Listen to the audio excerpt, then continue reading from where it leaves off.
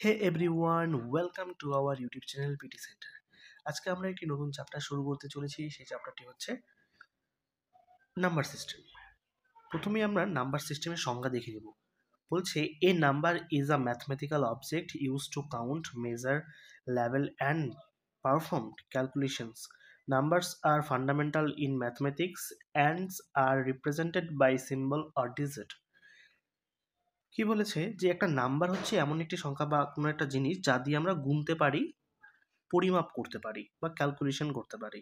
ঠিক আছে, এর একটা সিম্বল হয় যেটা কি সিম্বলটা হচ্ছে ডিজিট, যেমন 1, 2, এই সংখ্যাগুলোকে আমরা নাম্বার বলে থাকি।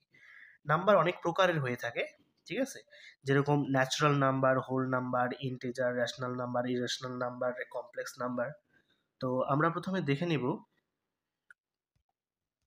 যে ন্যাচারাল নাম্বার কি। ন্যাচারাল নাম্বার হচ্ছে 1, 2, 3, 4, 5, 6, 7 যে সমস্ত আমরা নাম্বার ব্যবহার করি এগুলোকে আমরা ন্যাচারাল নাম্বার বলে থাকি। এবং হোল নাম্বার কি, যা ন্যাচারাল নাম্বার শূন্য থেকে যদি আমরা ধরতে থাকি তাকে আমরা হোল নাম্বার বলতে পারি।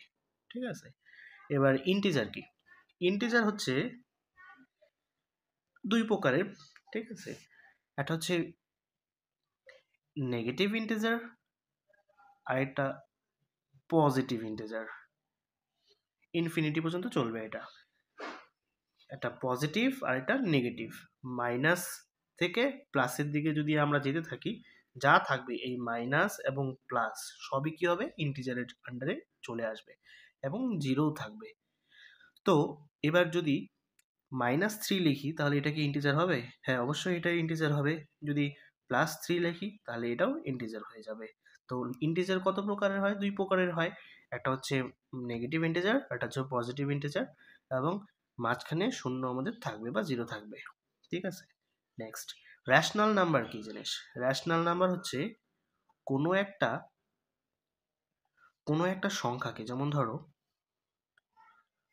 5/3, এই সংখ্যাটাকে, এটা একটা সংখ্যা, এটাকে আমরা জানি সবাই কি ভগ্নাংশ বলি, তাই তো। তো এটাকে বলা হয় লব আর হচ্ছে হর। তো এই যে যে ফরম্যাটটা আমরা এখানে বসালাম এটাকে আমরা p/q বলে থাকি অঙ্কের ভাষায়। তো এই আমরা কি বলে থাকি, p/q, যাকে আমরা রেশনাল সংখ্যা হিসেবে প্রকাশ করে থাকি। তা রেশনাল সংখ্যা কথার অর্থ কি? রেশনাল সংখ্যা কথার অর্থ হচ্ছে কোনো একটি সংখ্যাকে যদি আমরা p/q আকারে বা p/q আকারে প্রকাশ করে থাকি তাকে আমরা রেশনাল সংখ্যা বলে থাকি। ইরেশনাল কি, যে সমস্ত সংখ্যাকে আমরা p/q আকারে প্রকাশ করতে পারবো না তাকে আমরা কি বলে থাকি, ইরেশনাল সংখ্যা। যেরকম ধরো তুমি যদি একটা সংখ্যাকে এরকম নাও, 0.12326, তারপর ডট ডট মানে শেষ এর পেছনে রয়েই গেল, তাহলে কি হবে, সেটা ইরেশনাল হয়ে যাবে। যেমন √3, এটা কি হয়ে যাবে, ইরেশনাল হয়ে যাবে। পাই, এটা কি হয়ে যাবে, ইরেশনাল হয়ে যাবে। তো এরা ইরেশনাল নাম্বার। বোঝা গেল? Real number. এই রিয়াল নাম্বারটা কি? রিয়াল নাম্বারের ভিতরে কি আসে, রেশনাল নাম্বার আর হচ্ছে ইরেশনাল নাম্বার। এই রেশনাল নাম্বারের আর বেশ কয়েকটা ভাগ আছে। ইন্টিজার, যেটা আগে বললাম, তারপর হচ্ছে ফ্র্যাকশন বা ভগ্নাংশ। ভগ্নাংশ আবার কত ধরনের হয়, প্রকৃত ভগ্নাংশ, অপ্রকৃত ভগ্নাংশ এবং মিশ্র ভগ্নাংশ।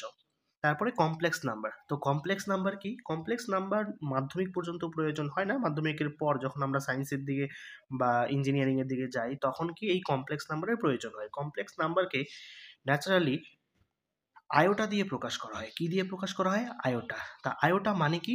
আয়োটা আয়োটা হচ্ছে আয়োটা হচ্ছে √-1। আয়োটা স্কয়ার হচ্ছে কি?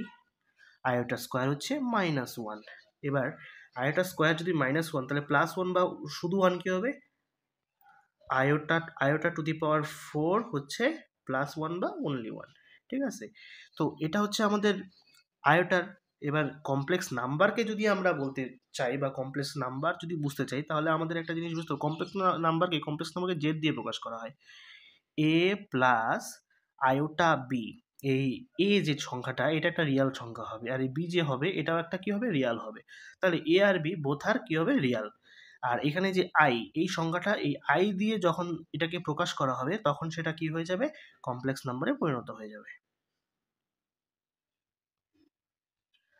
আজকের আমাদের এই ক্লাসটা একটা ইন্ট্রোডাকশন ক্লাস ছিল, যেখানে প্রত্যেকটা সম্পর্কে আমরা জানলাম, টাইপসগুলো সম্পর্কে। নেক্সট দিন থেকে বা নেক্সট ভিডিও থেকে আমরা যেটা করব, প্রত্যেকটা টপিক ওয়াইজ এবং তার এক্সপ্লেনেশন দেখব, বা কিভাবে হয়, কি ব্যবহার হয় ম্যাথের ক্ষেত্রে এই সমস্ত নাম্বারের, তো সেটা দেখব। চলো দেখা হচ্ছে নেক্সট ভিডিওতে।